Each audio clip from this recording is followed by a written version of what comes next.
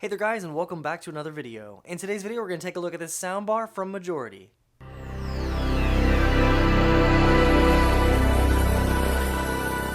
So big thanks to Majority for sending this out to review, and as you guys may be able to see, there are two of these, so if you stay tuned till later in the video, I'll let you know about the giveaway I do have for the other one. So this is the K2 from Majority, so some quick details on this. It is a 2.1 surround system. It includes the soundbar and a wireless subwoofer. It also comes in two different colors, comes in black and white. I do have the white version here because traditionally you don't really see white soundbars, so I thought that'd be kind of an interesting change. It does include a bunch of different connections, so Bluetooth, RCA cable connection, auxiliary connection, USB, as well as HDMI.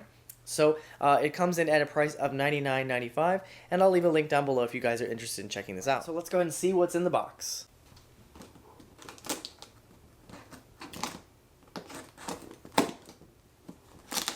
So here is the soundbar itself as well as our subwoofer. So just to take a look at this, again, it is in white, but they do have a black version as well. So there's a nice grill on the front. I'm not sure if there's a display or anything behind it, so we'll have to find out. On the side, you can see we have our controls.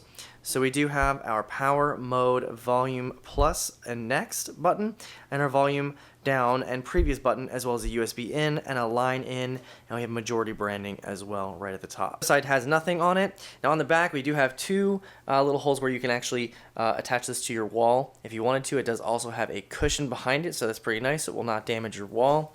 Now you also have your inputs as well back here.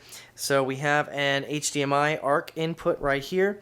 We have our subwoofer out. We have an optical input, as well as our power and an FM antenna, so you would just extend this out so you can actually get FM radio stations. This is our subwoofer here, so as you can see we have Majority K2 branding on the bottom. We do have the sub on the bottom there, so if you were curious about the size of that.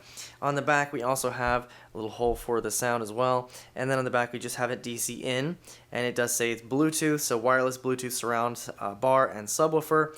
And it says our technical specifications, of course, is Bluetooth 5.0 plus EDA, wireless subwoofer 70 watts, and then it's a 12-volt input for power. So we get a little box of goodies, but we get this paper as well here, and this basically just says, before switching on, other wireless signals can cause interference with the UHF signal that connects your K2 soundbar and subwoofer. To ensure a successful connection, please switch off any wireless devices in the same room before connecting the soundbar and subwoofer. This will ensure that your soundbar and subwoofer have the strongest connection possible. After connection, other wireless devices can be switched back on. So it's basically because it can't change the channel, while you can change channels on other devices, so it just wants to make sure that there's no interference when you first turn it on. In the box you can see we do have our remote, so it does have a couple controls. We have a power, our mode control, we have the volume up and down, next, rewind, pause, play, and mute on the same button, kind of strange. We have an up down for bass, up down for treble, and an equalizer, as well as looks like as a light maybe integrated into the remote. So it is a pretty basic remote, but this is also a basic soundbar subwoofer combination. We do have RCA cables included, so as you can see we have two RCA cables as well as a 3.5 headphone jack. We have headphone to headphone jack here, batteries for our remote.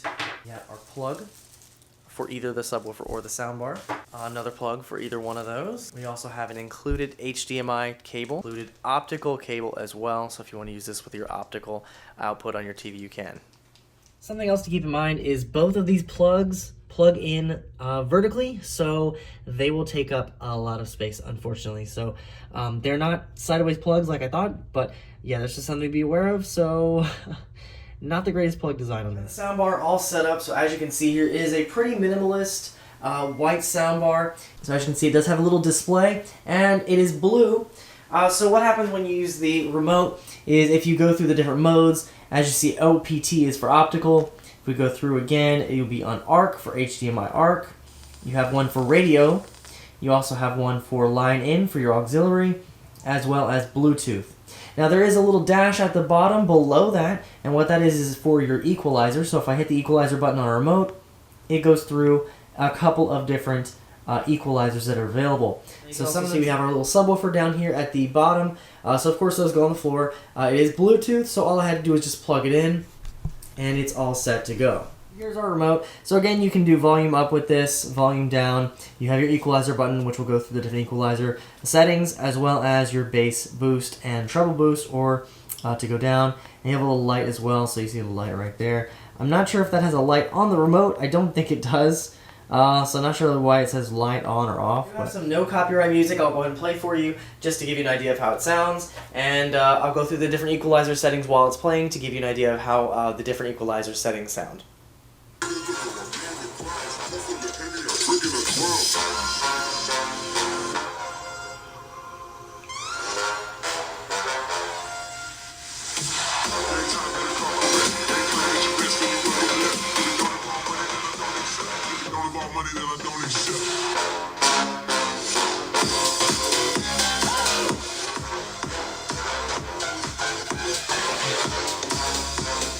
Some of the different settings for bass and treble just to give you an idea of how that sounds. So I'll play the song here. And the bass goes up to 4 and it goes down to -4 as well.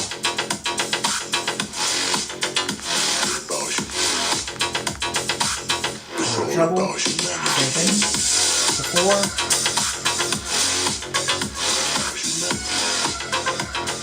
And then all the way to -4.